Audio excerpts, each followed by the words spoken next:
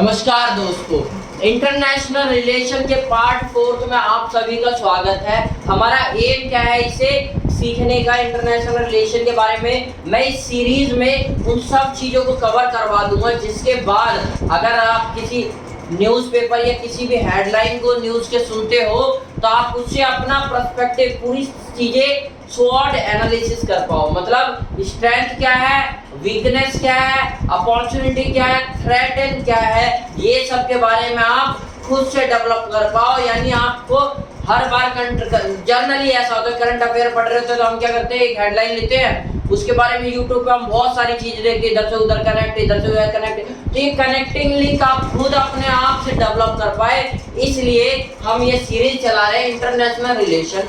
आज 4th part है। हमने इससे पहले बहुत सारे बेसिक चीज, हाई कमिश्नर, एम्बेसडर, एम्बेसी, ऐसे कॉमनवेल्थ, रियलम, बहुत सारी चीजों को कवर कर चुके हैं हम। स्ट्रेटेजिक पार्टनरशिप और भी बहुत सारी चीजें। तो आज हम क्या डिस्कस करेंगे कि बहुत मल्टीपल रिपीटेड क्वेश्चन है, does India uses its past in foreign policy.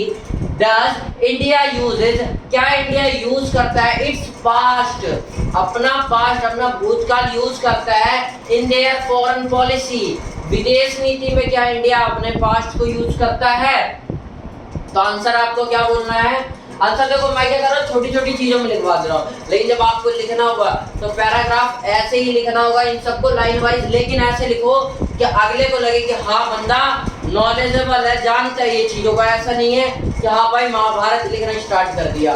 तो कैसे यूज करता है उसके देखो तथ्य बताता हूँ। रामायण को कैसे यूज करता है, जैसे हनुमान आफ्टर रीचिंग लंका, जैसे हनुमान जी लंका में पहुंचने के बाद starts conversation with praise of Rama God power projection. उन्होंने स्टार्ट अपनी कॉन्वर्सेशन स्टार्ट करी कहाँ से, प्रशंसा करते हुए राम जी की।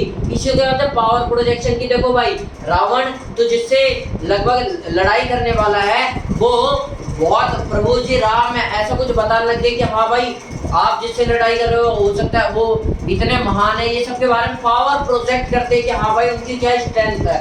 उसी तरह ओल्ड टाइम में तो ऐसा था, लेकिन प्रेजेंट टाइम में क्या होता है, अब हमारे जो देखो जैसे हनुमान जी गए थे ऋषि लंका, ऐसे हमारे क्या करते हैं, the diplomat trained to give only opinion in the other countries. वो अदर कंट्रीज में जाते हमारे डिप्लोमेट क्या होते हैं, मैं पढ़ा चुका हूँ आपको।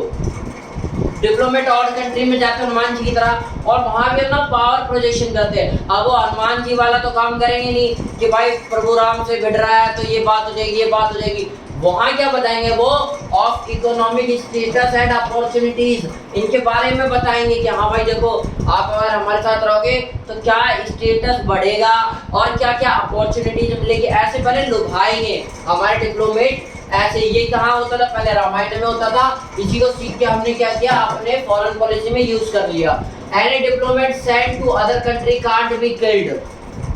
देखो आपको ही पता होगा कि हनुमान जी जब लंका में पहुंचे, रावण ने कहा कि मार दिया जाए, ऐसा उनके जो ग्रुप था तो उनमें वो बना था ओपिनियन कि भाई इसे मार देते हैं। तो उन्होंने बोला नहीं ये दूत है और दूत को मारा नहीं जाता। ऐसे हमारे डिप्लोमेट कोई भी कंट्री में अगर सेंड कर जाते हैं तो ऐसा नहीं उन्हें कोई मार नहीं सकता। तो क्या बोला, any diplomat send to other country can't be killed, उन्हें मारा नहीं जा सकता। जैसे Hanuman like foreign diplomat that went to Sri Lanka, जैसे हनुमान जी भी गए हुए थे फॉरेन डिप्लोमेट की तरह ही श्रीलंका में, उन्हें मारा नहीं गया था, इसलिए बोला इनके पूंछ में आग लगा दे, और बंदा आया भी तो सारी लंका को जला के आ गया। उसके बाद अर्थशास्त्र का यूज कहाँ होता है। अर्थशास्त्र का use, look first of all self interest.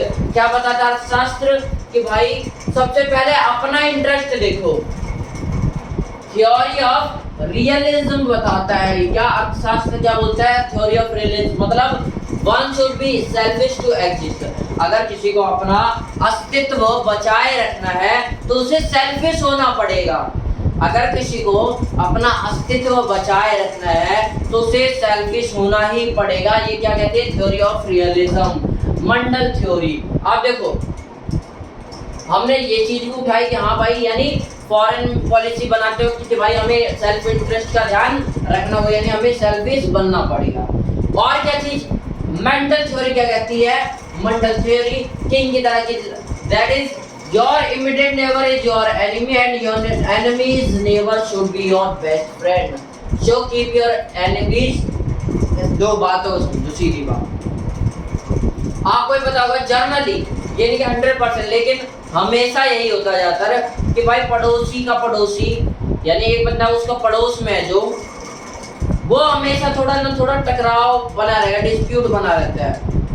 और उसके पड़ोसी का, हमारे पड़ोसी है जो, उसका जो पड़ोसी होगा वो हमारा अच्छा मित्र हो सकता है। ये कौन था? यही थी मंडल थ्योरी। ठीक है। योर इमीडिएट नेबर, जो आपके जस्ट बगल में नेबर है, इज योर एनिमी, आपका दुश्मन हो सकता है। And the enemies neighbour should be your best friend, और जो एनिमी का नेबर है वो आपका बेस्ट फ्रेंड हो सकता है। जैसे प्राइम एग्जांपल है उसका इंडो अफगान रिलेशन, इंडिया का अफगानिस्तान के साथ रिलेशन। जो हमारा इमीडिएट नेबर कौन सा है? पाकिस्तान। और इमीडिएट वही क्या हमारा एनिमी है, और एनिमी का इमीडिएट नेबर कौन है? अफगानिस्तान। तो हमारा should be your best friend, तो हमारा भाई बेस्ट फ्रेंड है। ये हम देख सकते हैं अपने फॉरेन पॉलिसी में। और ये मंडल थ्योरी जो अर्थशास्त्र से रिलेट करती है, तो आपको समझ में आया होगा कि रामायण का अर्थशास्त्र का यूज हम कैसे करते हैं। तो अब इससे क्या होता है, हमारा एनिमी का नेबर जो होगा वो हमारा बेस्ट फ्रेंड होगा, तो हम क्या कर पाएंगे? उसके ऊपर नजर रख पाएंगे उसके द्वारा। So you can keep your eyes on enemy, your enemy. ठीक है। वो क्या हो रहा है, जो आपका पड़ोसी का पड़ोसी है वो आपको पड़ोसी के बारे में सब बता देगा। अच्छा, इंडिया इज समवेयर, और इसका एक देखो अच्छी मजबूत हमारा रिलेशन इसलिए भी है कि India is somewhere historically courteous country.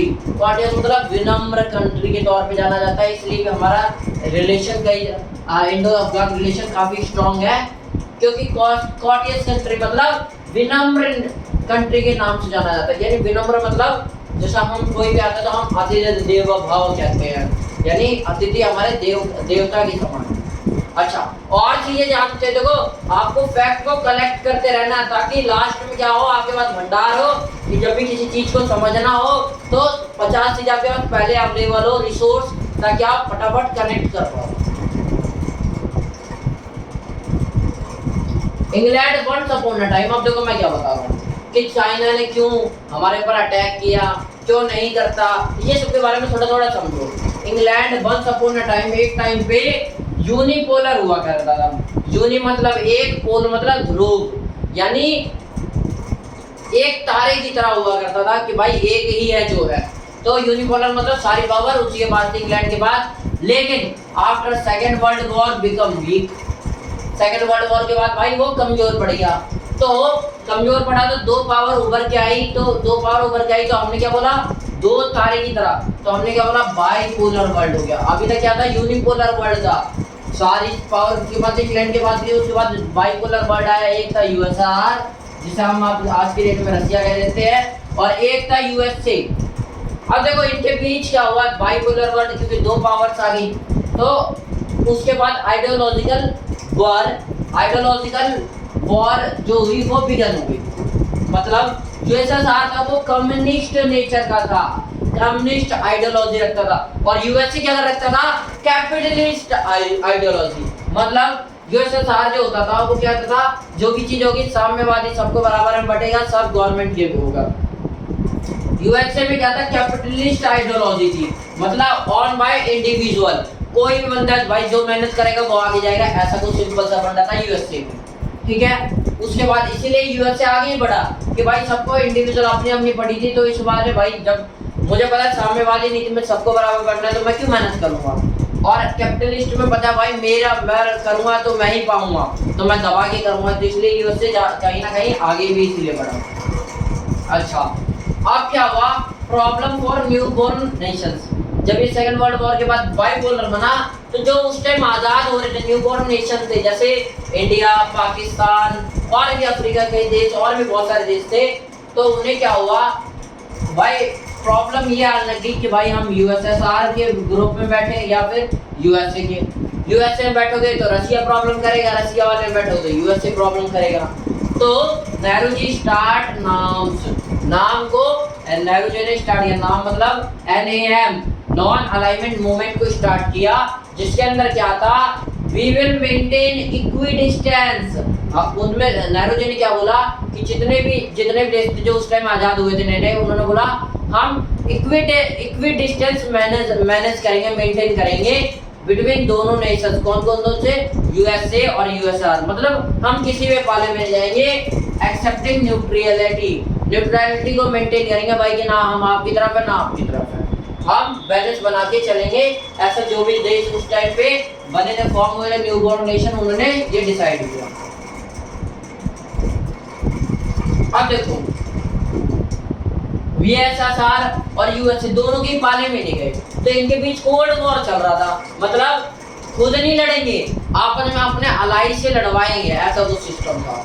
तो आप देखो भाई अलाई क्या थे, धीरे धीरे आर्म रेसिंग जाने स्टार्ट कर थे भाई, हमारे पास ज्यादा हथियार हो हमारे पास। और जो नॉन अलाइनमेंट मूवमेंट लीड कर रहे थे नेहरू जी, वो बोल रहे यार हमें जरूरत क्या है आर्म रेसिंग की, हमें आर्म मतलब हथियार रेसिंग की जरूरत क्या है, उसमें जाने की क्या जरूरत है, हम अपनी प्रॉस्पेरिटी हमारे देश को समृद्ध बनाने में ध्यान देते हैं।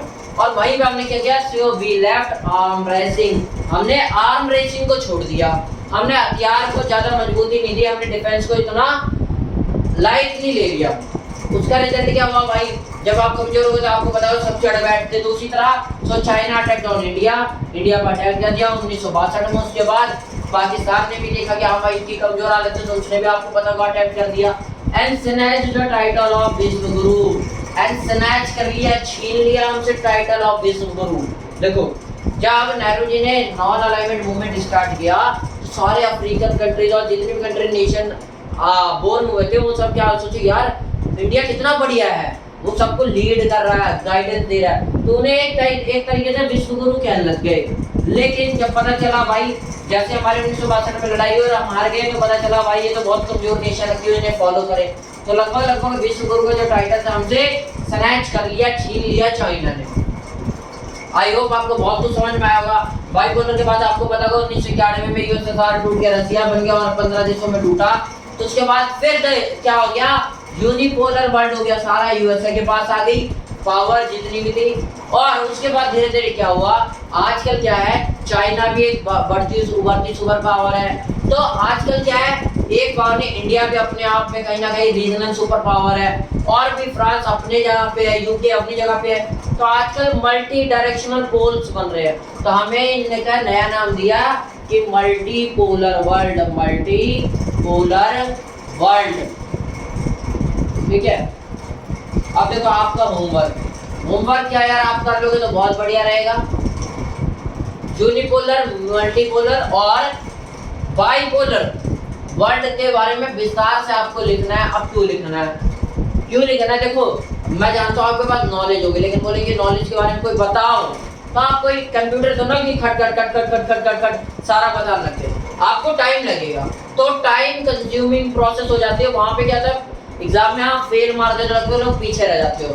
तो जब प्रीलिम्स आप दोगे यूपीएससी का, तो आपको समझ में आएगा भाई आपके हाथ की राइटिंग बहुत ही अच्छी होनी चाहिए, प्रैक्टिस ज़बरदस्त होनी चाहिए, तभी आप क्वालिफाई कर पाओगे प्रीलिम्स को। तो इसलिए मैं बोल रहा हूँ कि हैंड राइटिंग कोशिश करना कि मल्टीपोलर वर्ल्ड के ऊपर आप कुछ ना कुछ प्रैक्टिस करो। जब आपके दिमाग में भी रहेगा और आपने लिखा होगा ना, तो वहाँ अपने आप कलम चल रही होगी, आपको सोचना नहीं पड़ेगा। और जहाँ आप सोचने बैठ गए वहाँ टाइम कंज्यूमिंग प्रोसेस है, वो टाइम ऐसे ही खा जाएगा। तो आई होप आपको आज का सेशन समझ में आया होगा।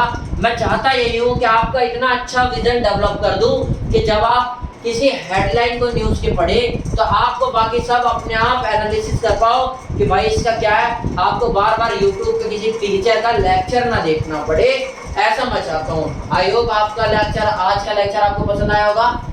नमस्कार।